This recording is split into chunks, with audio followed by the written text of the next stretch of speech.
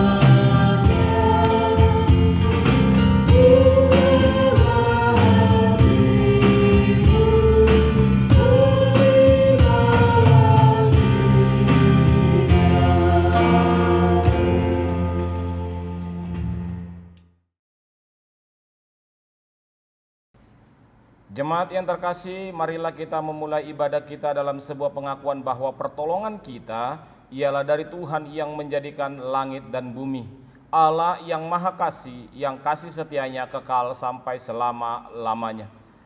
Turunlah atas saudara kasih setia, rahmat dan damai sejahtera dari Allah Bapa dan Tuhan Yesus Kristus di dalam persekutuan Roh Kudus menyertai saudara sekalian. Amin.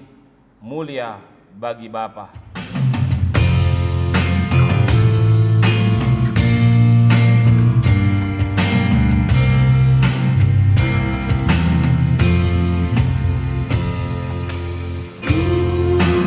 Yeah.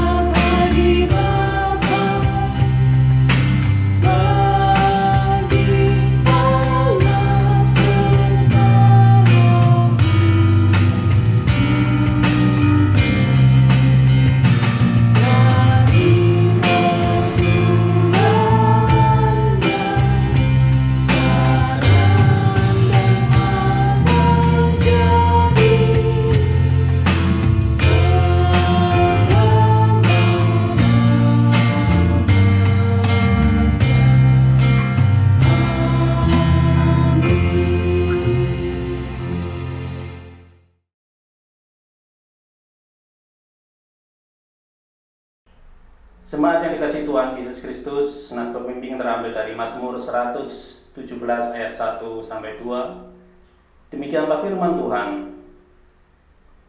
Pujilah Tuhan hai segala bangsa, megahkanlah Dia hai segala suku bangsa, sebab kasih-Nya hebat atas kita dan kesetiaan Tuhan untuk selama-lamanya. Haleluya. Saudara-saudaraku yang dikasihi oleh Tuhan Yesus Kristus, seringkali kita merasakan bahwa kasih Tuhan senantiasa ada dalam hidup kita. Pagi hari ini kita memuliakan nama Tuhan. Kita datang di bait suci Tuhan. Dalam persekutuan kita bersama-sama boleh bersuka bahwa kasih Tuhan ada untuk kita semuanya. Mari kita sambut pujian rohani 189. Datanglah ke baitnya.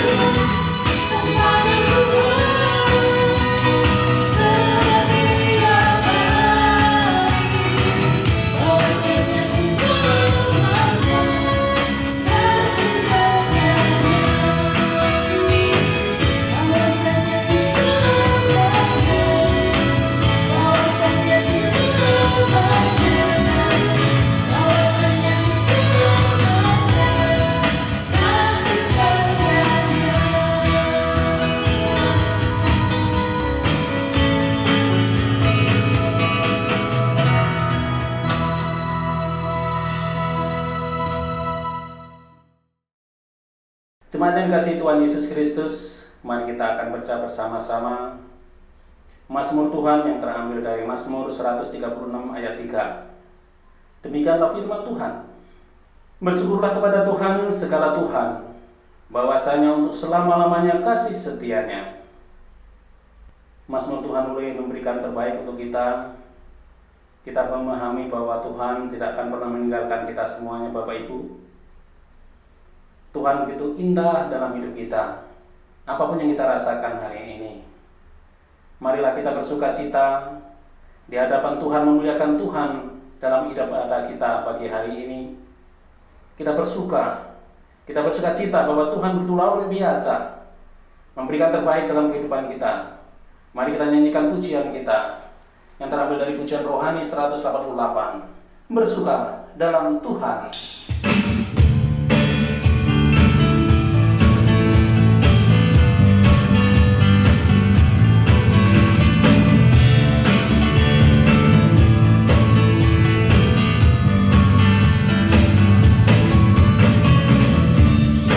Mari kita bersuka.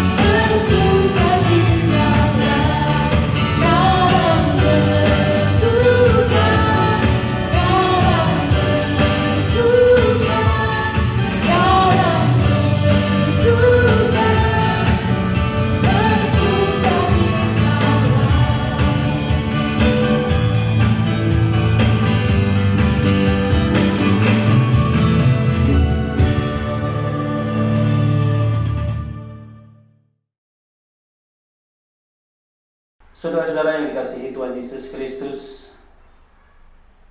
saatnya kita datang di hadapan Tuhan, menyerahkan segala keluh kesah kehidupan kita. Apa yang sudah kita alami, kita rasakan, Tuhan tidak akan pernah meninggalkan kita.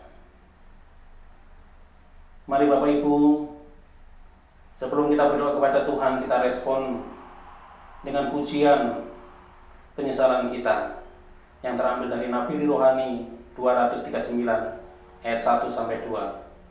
Sangat besar anugerahnya.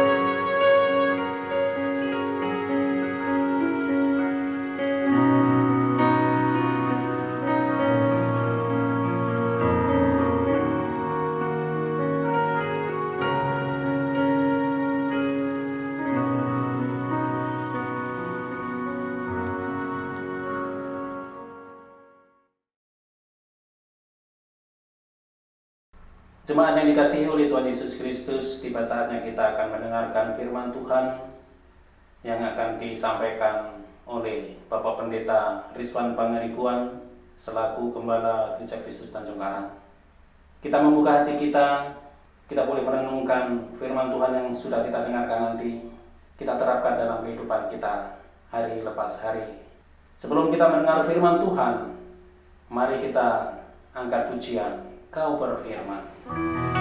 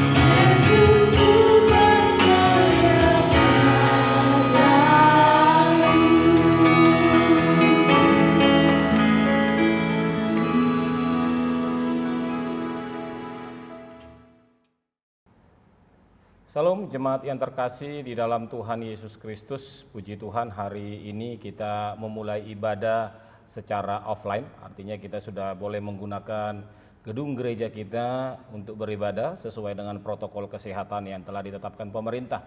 Namun demikian, bagi jemaat-jemaat kita yang karena keterbatasan tidak bisa hadir ke gereja, maka gereja juga masih menyiapkan ibadah online untuk kita bersama-sama. Saudaraku, sebelum kita merenungkan firman Tuhan, mari kita berdoa. Bapa kami yang di sorga, kami mengucap syukur hari ini kami memulai ibadah offline di gedung gereja, tapi kami juga mengadakan ibadah online bagi jemaat kami yang karena beberapa alasan tidak bisa bersama-sama dengan kami di gereja sesuai dengan protokol kesehatan.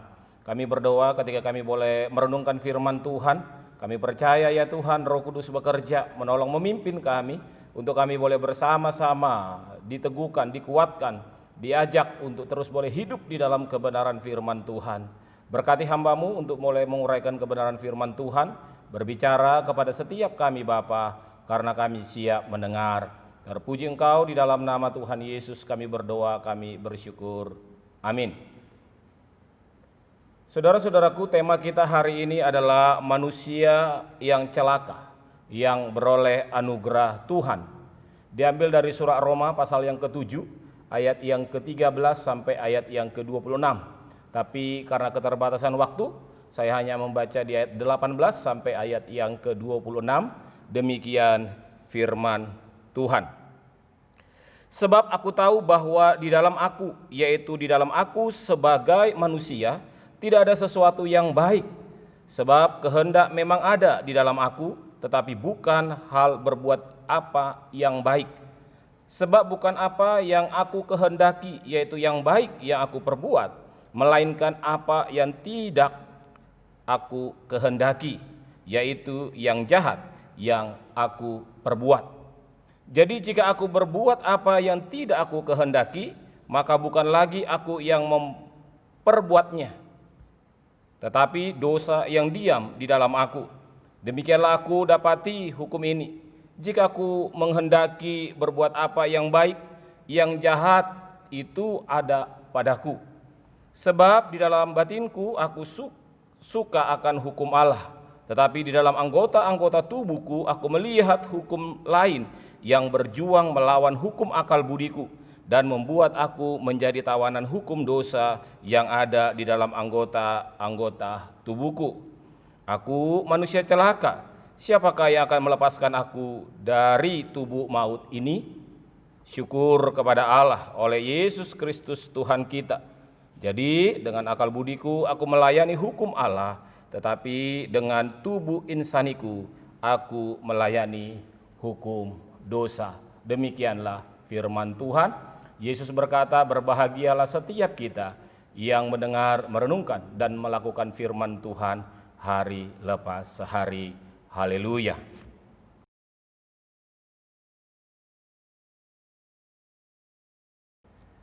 Saudara-saudaraku yang terkasih di dalam Tuhan Yesus Kristus, ada ungkapan yang sering kita dengar bahwa peraturan dibuat untuk dilanggar. Sesungguhnya ini mau menyatakan bahwa betapa sulitnya kita menjalankan atau melakukan aturan, walaupun kita tahu aturan itu baik untuk kita.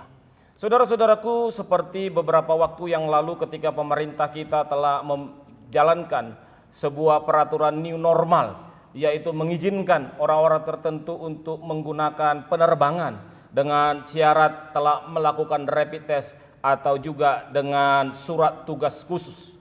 Saudara-saudaraku, tetapi aturan ini juga banyak akhirnya dilanggar oleh orang-orang tertentu.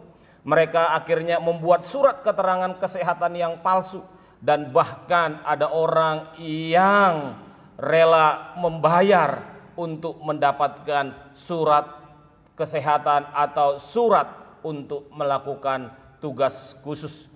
Saudara-saudaraku, ini mau menunjukkan betapa sulitnya kita menjalankan atau melakukan aturan-aturan atau segala peraturan yang telah ditetapkan kepada kita. Saudara-saudaraku, di dalam kehidupan kekristenan kita atau di dalam kehidupan sejarah Alkitab, Juga kita menemukan bagaimana sulitnya menjalankan aturan yang telah ditetapkan oleh Tuhan kepada umatnya. Kalau kita melihat manusia pertama Adam dan Hawa, bagaimana ketika Tuhan memberikan perintah supaya mereka tidak memakan buah yang telah ditetapkan oleh Allah. Tetapi kita menyaksikan bagaimana Adam dan Hawa akhirnya jatuh di dalam peraturan Allah itu. Akhirnya mereka memakan buah yang dilarang oleh Tuhan juga.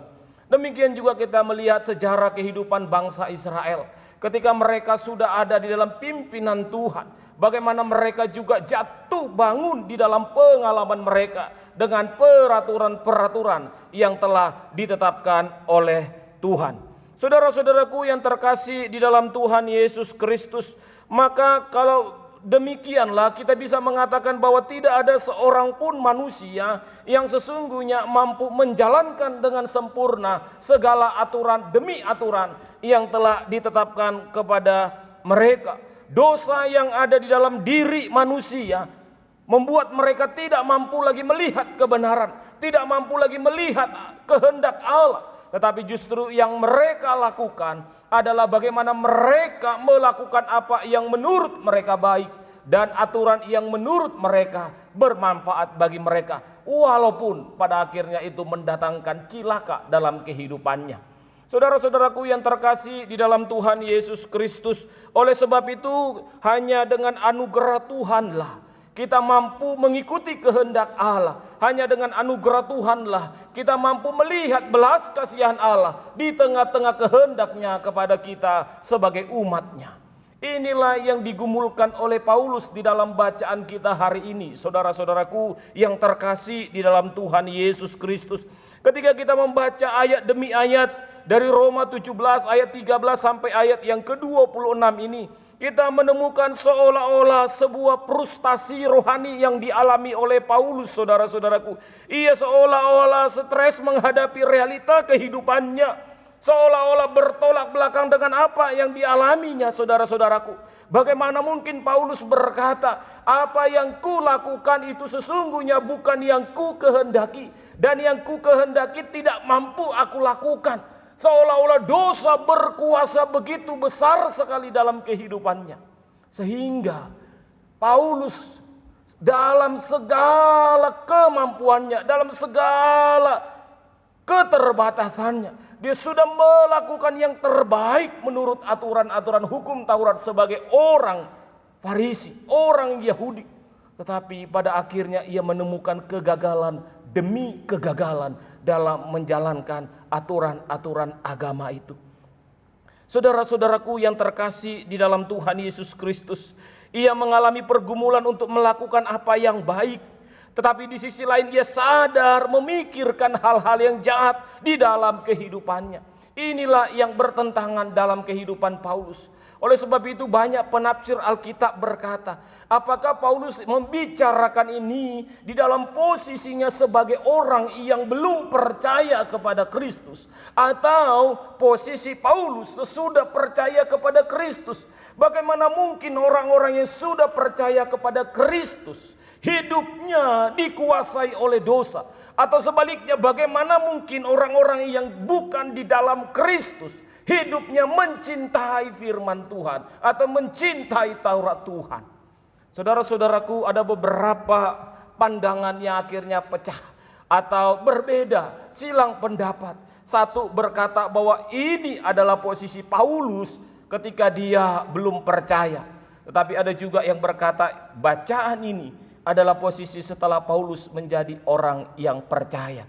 Saudara-saudara, dua-duanya memiliki alasan-alasan secara alkitabiah.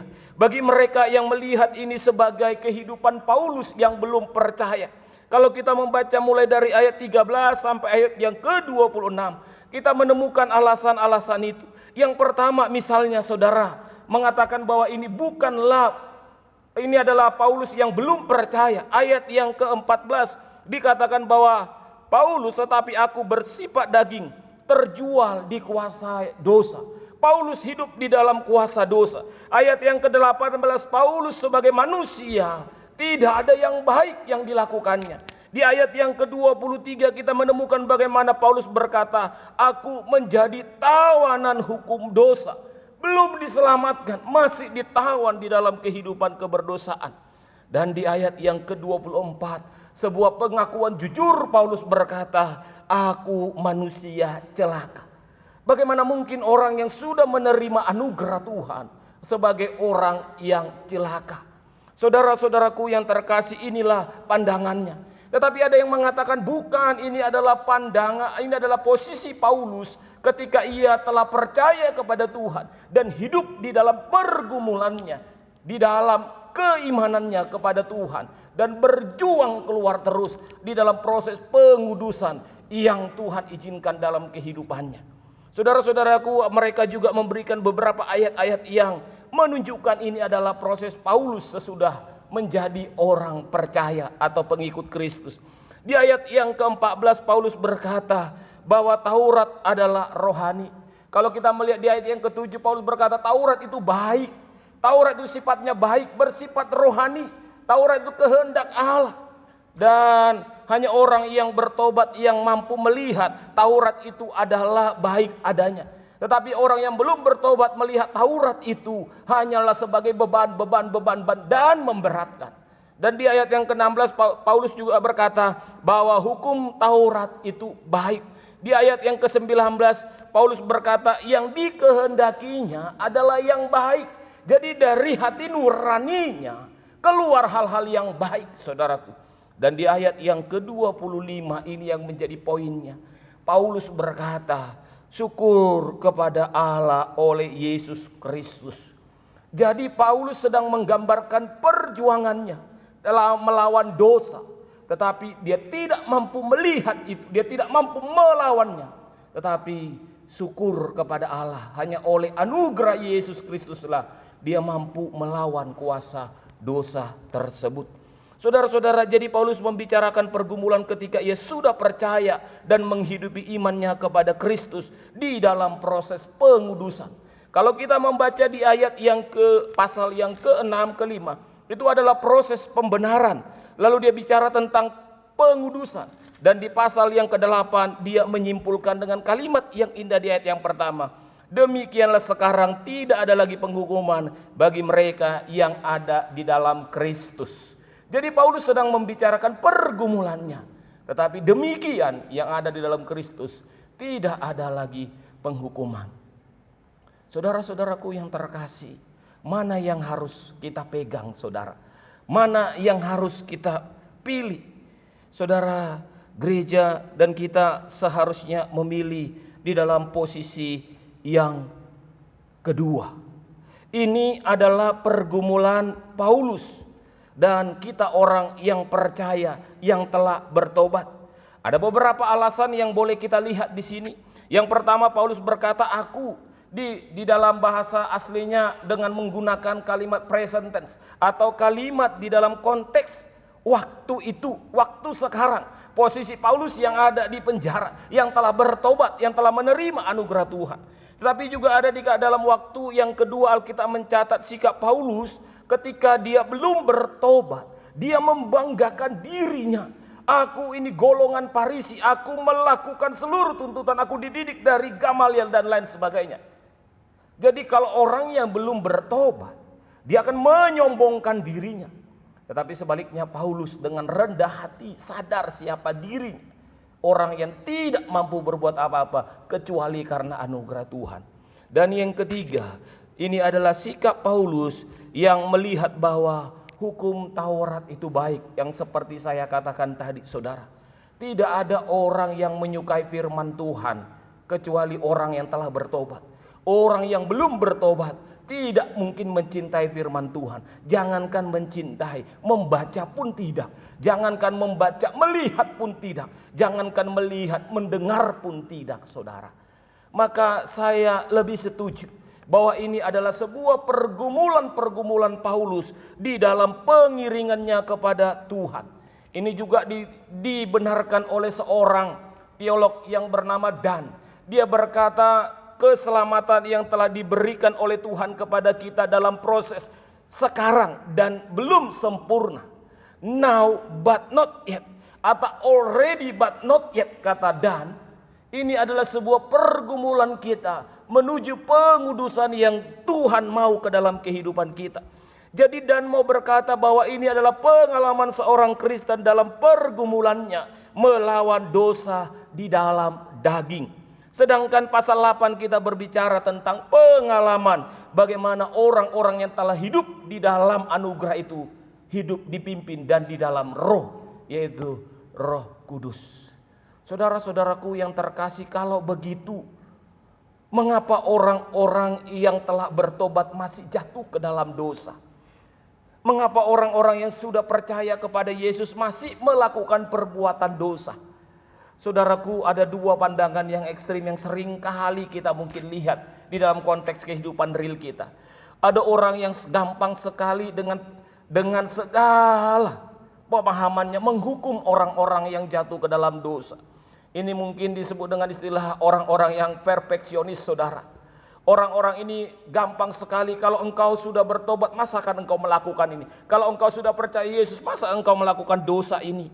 Saudara, mohon maaf, beberapa hari yang lalu ada video viral yang menunjukkan bagaimana mantan preman lah mungkin begitu, saudara, bertobat lalu kembali ke dalam kehidupannya dan melakukan tindakan kejahatan. Ada begitu banyak orang yang mengatakan ini pertobatan palsu, ini pertobatan munafik. Oh saudara, saya tidak berani memvonis seperti itu. Ada pergumulan-pergumulan rohani yang mungkin dia alami. Ada pergumulan-pergumulan pribadi yang mungkin, yang belum, yang sedang diproses oleh Tuhan, saudara-saudaraku. Dan kita tidak bisa menghukum seperti itu, saudara. Tetapi ada juga orang-orang yang melihat sebagai pertobatan sebagai sesuatu yang ya kalau melakukan dosa ya biasalah, kita sudah diselamatkan karena anugerah Tuhan, bukan karena perbuatan kita. Jadi mohon maaf saudara, kelakuan dosa iya, korupsi iya, judi iya, mabuk iya, berzina iya, tindakan-tindakan dosa lain iya. Kenapa? Karena mereka menganggap bahwa perbuatan-perbuatan itu tidak ada kaitannya dengan kehidupan keselamatan kita. Karena mereka melihat keselamatan itu adalah anugerah. Dua ekstrim seperti ini pun adalah salah, saudara-saudaraku. Kita tidak gampang memvonis orang yang sedang jatuh ke dalam dosa. Tetapi kita juga tidak mengizinkan orang-orang yang telah bertobat itu dengan mudahnya, dengan gampangnya berkata, dosa tidak ada kaitannya dengan keselamatan. Karena apa? Karena keselamatan itu adalah anugerah atau pemberian Tuhan. Oh saudara, itu sangat bahaya sekali. Tetapi saudara-saudara, bagaimana kita melihatnya? Alkitab berkata bahwa Tuhan mengizinkan ada perbuatan-perbuatan dosa yang terjadi di dalam dunia, dalam proses kehidupan kerohanian kita untuk membentuk kita.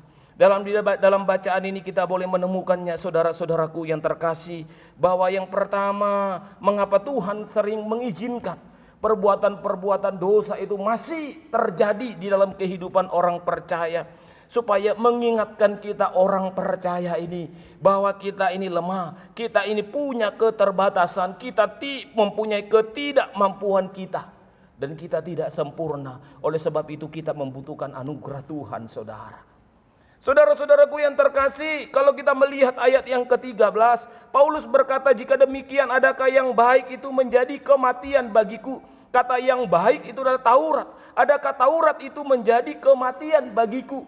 Saudara-saudaraku, Paulus mau berkata bahwa yang baik itu, Taurat itu tidak mematikan. Taurat diberikan untuk menjadi, bukan menjadi kematian bagi kita orang yang percaya atau bagi Paulus pada waktu itu. Tapi justru Taurat itu diberikan supaya memotret kehidupan kita, supaya melihat kehidupan kita. Seperti apakah kita hidup di dalam anugerah Tuhan? Seperti apakah kita hidup di dalam pengiringan kita kepada Tuhan, saudara-saudara. Jadi saudara-saudaraku, ketika kita hidup di dalam iman kita kepada Tuhan, Tuhan memproses kita. Tuhan mencerminkan kita dengan yang namanya firman-Nya, dengan yang namanya aturannya. Sehingga dengan itulah kita berjalan. Dan waktu kita berjalan dengan kekuatan kita, waktu kita berjalan dengan kemampuan kita, sering kali kita jatuh, sering kali kita tidak mampu berbuat apa-apa. Kita merasa dapat menangani dosa kita. Kita merasa dapat keluar dari tuntutan-tuntutan ini. Tetapi tanpa Kristus kita tidak bisa melakukannya. Inilah yang disadari oleh Paulus, saudara-saudaraku. Paulus mau berkata Taurat diberikan bukan supaya kita mati karenanya. Aturan itu bukan mematikan, tetapi itu baik, saudara. Tetapi itu seperti cermin yang memotret keberadaan kita dan membuat kita sadar kita ini tidak ada apa-apanya. Kita ini jauh dari tuntutan firman Tuhan, tuntutan kehendak Tuhan. Maka kita membutuhkan Tuhan di dalamnya. Saudara-saudaraku, tidak ada seorang pun yang dapat mentaati firman secara sempurna. Gak ada, saudaraku. Dan Paulus pun mengakui itu. Firman Tuhan diberikan supaya kita sadar kita ini orang berdosa dan tidak layak di hadapan Tuhan. Paulus mengatakan ia merasa lebih nyaman sesungguhnya kalau dia tidak mengetahui ada itu Taurat, sehingga dia bebas melakukannya. Tetapi karena adanya aturan, maka dia hidup di sana, berjuang di sana, dan pada akhirnya merasa gagal di sana. Dan Paulus berkata dalam Filipi, semuanya kuanggap menjadi sampah. Kebanggaan melakukan Taurat sesungguhnya adalah kesombongan di mata Tuhan. Tapi dia merasa itu adalah sesuatu yang salah. Saudara-saudara, disinilah Paulus seolah-olah frustasi. Tetapi ketika ia kembali melihat salib Kristus, maka dia melihat gunanya firman atau Taurat pada konteks Paulus itu, saudara. Sehingga dia melihat bahwa keselamatan itu bukan karena mengerjakan hukum-hukum Tuhan melalui Taurat. Tetapi keselamatan itu adalah karena anugerah di dalam Yesus Kristus. Itulah yang digumulkan Martin Luther, bukan? Saya membaca, saudara, dalam sebuah renungan dikatakan, yang menjengkelkan adalah ketika Martin Luther datang dalam pengakuan dosanya. Dikatakan pastor yang mendengar itu sampai 6 jam menanti pengakuan dosa yang dikeluarkan oleh Martin Luther, saudara. Mengalami sebuah frustasi, merasa tidak layak, merasa tidak mampu, terus mengerjakan. Sampai pada akhirnya Martin Luther menyadari bahwa keselamatannya bukan karena perbuatan baiknya, tetapi karena anugerah Tuhan. Saudara-saudaraku, untuk mampu melihat anugerah Tuhan itu, untuk mampu melihat belas kasihan Tuhan itu, maka seringkali Tuhan memproses kita, saudara. Seperti Tuhan memproses yang namanya Paulus.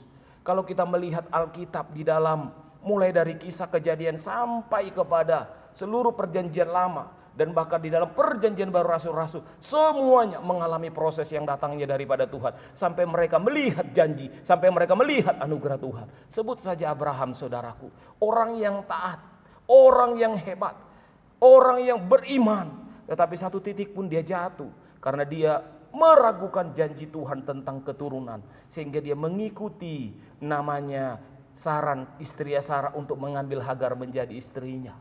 Saudara-saudaraku, kita melihat namanya Musa. Tuhan butuh proses begitu panjangnya, 40 tahun di Mesir, 40 tahun di padang gurun, dan 40 tahun memimpin orang Israel sampai kepada Yosua muncul. Prosesnya luar biasa, saudaraku. Demikian juga Daud. Daud orang yang dekat, berelasi dengan Tuhan, tapi dia juga adalah pribadi yang jatuh di dalam dosa-dosanya melalui perjinahannya, saudaraku. Saudara, Tuhan mengizinkan, seolah mengizinkan yang namanya dosa itu untuk memproses orang-orang yang hebat ini, orang-orang pilihan Tuhan ini, sehingga mereka pada akhirnya sadar. Dan Daud berkata, aku berdosa kepada Tuhan, hanya kepada Tuhan aku berdosa.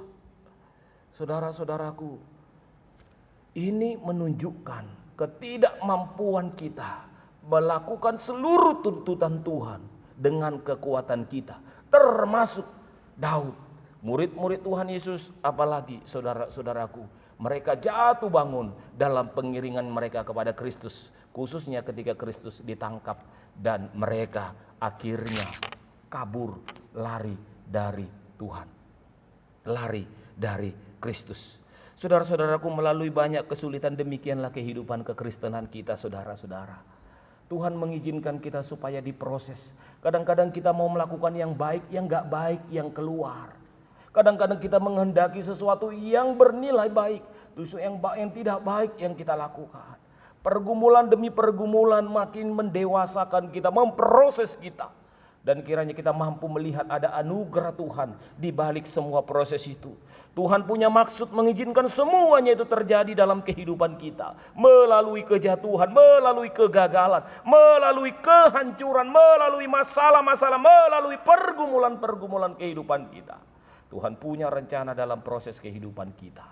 Yang kedua, saudara-saudaraku, untuk kita mampu keluar di sana dan tetap berpegang teguh. Tuhan berkata di ayat yang ke-24-25, aku manusia celaka, siapakah yang akan melepaskan aku? Oh saudara, di puncak pergumulan Paulus, dia berkata aku manusia celaka. Dia pernah berkata ada duri dalam daging. Tapi Tuhan berkata cukuplah kasih karuniaku bagimu. Justru dalam kelemahanlah kuasaku menjadi sempurna. Saudara-saudaraku yang terkasih, di ayat 24 ini adalah puncak yang namanya frustasi, atau mungkin puncak pergumulan yang namanya Paulus. Tetapi di tengah-tengah puncak itulah dia tidak berhenti di sana.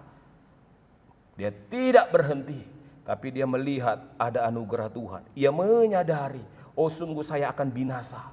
Kenapa? Karena ketidakmampuanku menjalankan seluruh Taurat Tuhan, kehendak Tuhan. Tetapi syukur kepada Allah, aku yang cilaka, yang seharusnya binasa ini, manusia celaka ini, beroleh anugerah di dalam Yesus Kristus. Kita bisa menemukan ini menjadi sebuah ekspresi iman, sebuah ekspresi kepuasan, kelegaan, kelepasan Paulus yang begitu mengikatnya. Dan dia berkata, sungguh karena anugerah Tuhanlah aku bisa melewati pergumulan-pergumulan dari kehidupan saya. Tanpa itu Paulus berkata, aku bukan siapa-siapa. Di dalam Kristuslah Paulus merasa dibebaskan.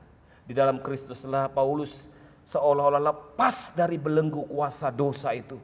Dan itulah yang kita alami ketika kita percaya kepada Kristus.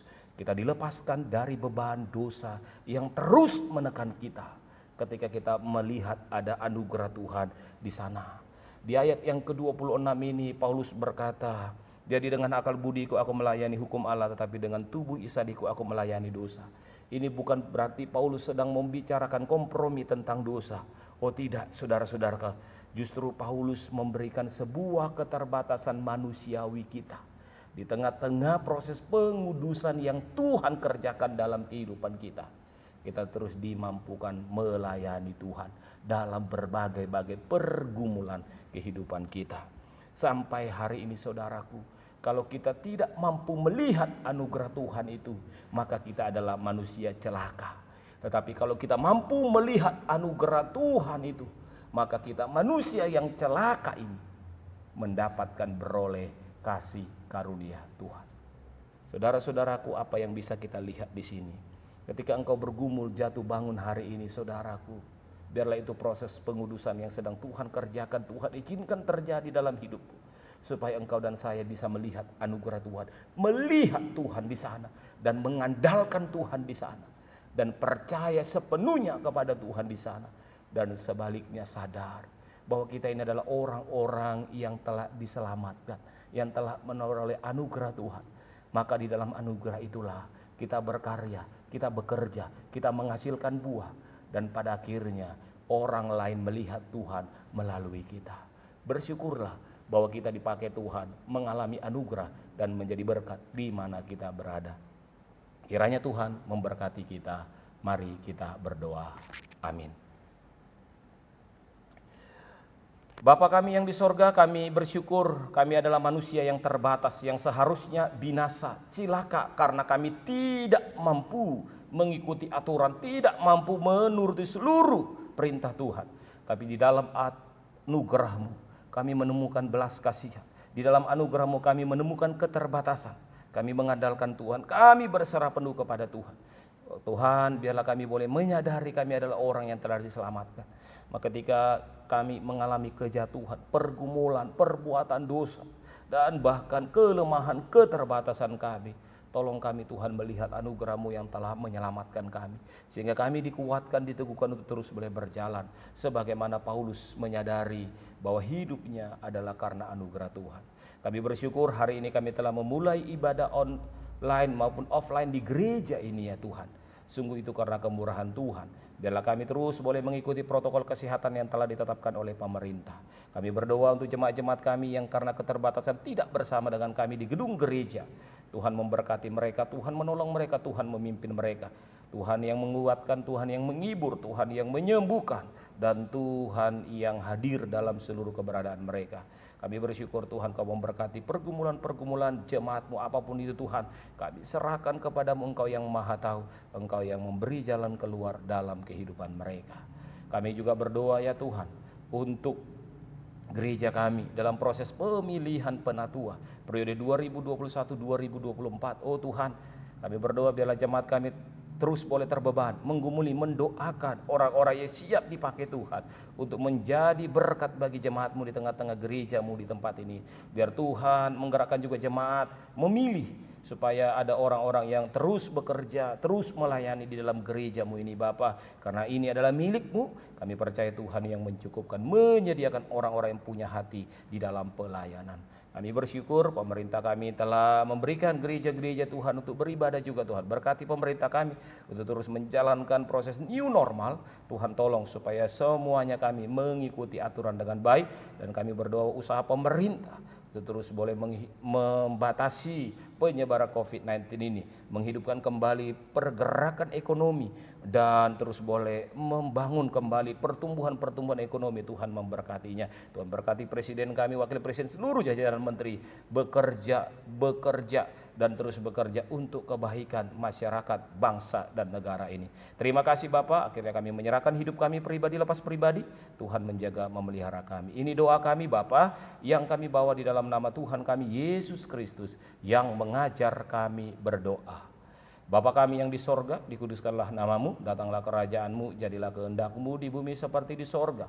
Berilah kami pada hari ini makanan kami yang secukupnya, dan ampunilah kami akan kesalahan kami, seperti kami juga mengampuni orang yang bersalah kepada kami. Dan janganlah membawa kami ke dalam pencobaan, tetapi lepaskan kami daripada yang jahat, karena Engkau yang punya kerajaan dan kuasa dan kemuliaan sampai selama-lamanya. Amin. Tuhan memberkati kita sekalian. Shalom.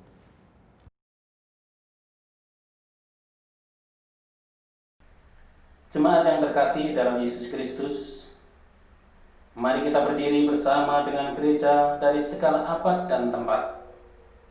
Marilah kita mengikrarkan pengakuan iman percaya kita sesuai dengan pengakuan iman rasuli dengan berkata, Aku percaya kepada Allah, Bapa yang Maha Kuasa, Khalik langit dan bumi, dan kepada Yesus Kristus, Anaknya yang tunggal Tuhan kita, yang dikandung dari Roh Kudus, lahir dari anak darah Maria, yang menderita di bawah pemerintahan Pontius Pilatus, disalibkan, mati dan dikuburkan, turun ke dalam kerajaan maut. Pada hari yang ketiga bangkit pula dari antara orang mati, naik ke surga, duduk di sebelah kanan Allah, Bapa yang Maha Kuasa, dan akan datang dari sana untuk menghakimi orang yang hidup dan yang mati. Aku percaya kepada Roh Kudus, gereja yang kudus dan am, persekutuan orang kudus, pengampunan dosa, kebangkitan orang mati, dan hidup yang kekal. Amin.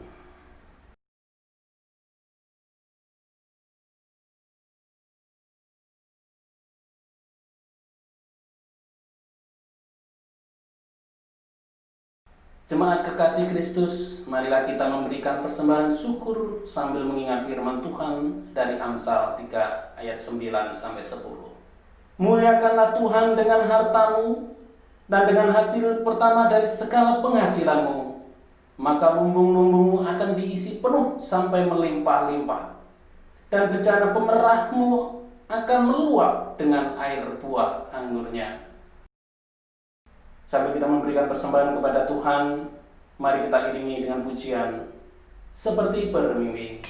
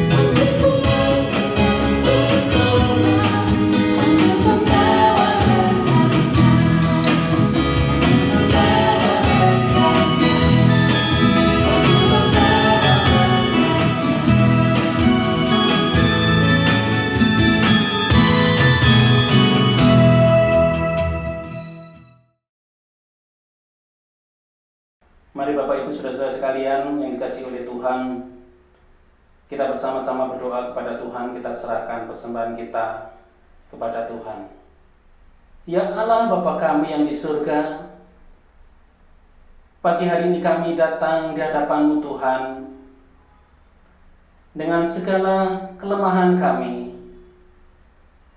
Kami bersyukur Tuhan, pada pagi hari ini kami boleh memuliakan nama-Mu, dan Engkau berkenan kami memuji dan memuliakan nama-Mu. Terima kasih Tuhan, pagi hari ini kami menyerahkan persembahan kami.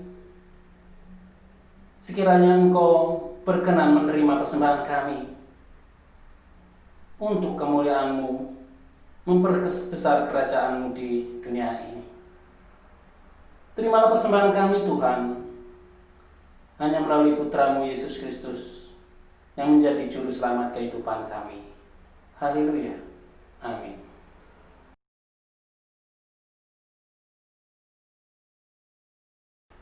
Jemaat yang dikasihi Tuhan Yesus Kristus, kita sudah mendengarkan firman Tuhan. Marilah kita terapkan, kita lakukan, karena Tuhan begitu baik, senantiasa mengingatkan kepada kita melalui firman-Nya. Dan kita akan menerima berkat dari Tuhan. Mari kita iringi dengan pujian Nafiri Rohani 311 ayat 1 dan 4. Kewajibanmu yang mulia.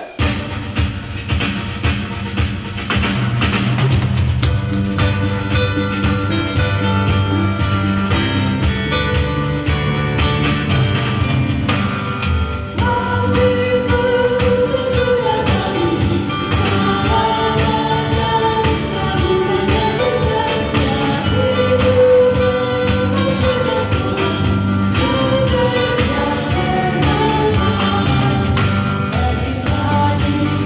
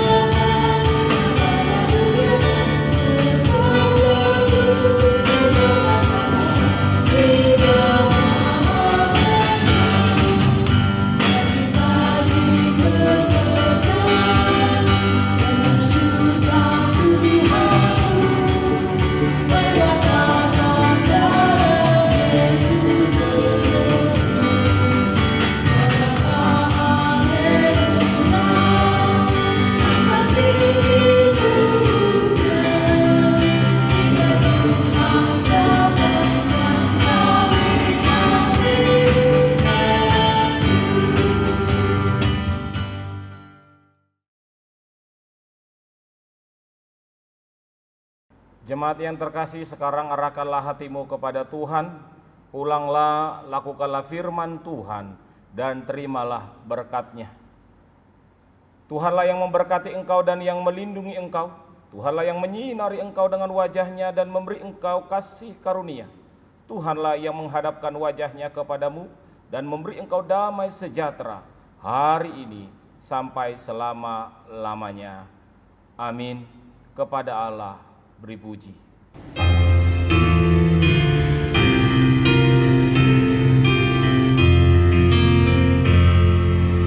Kemana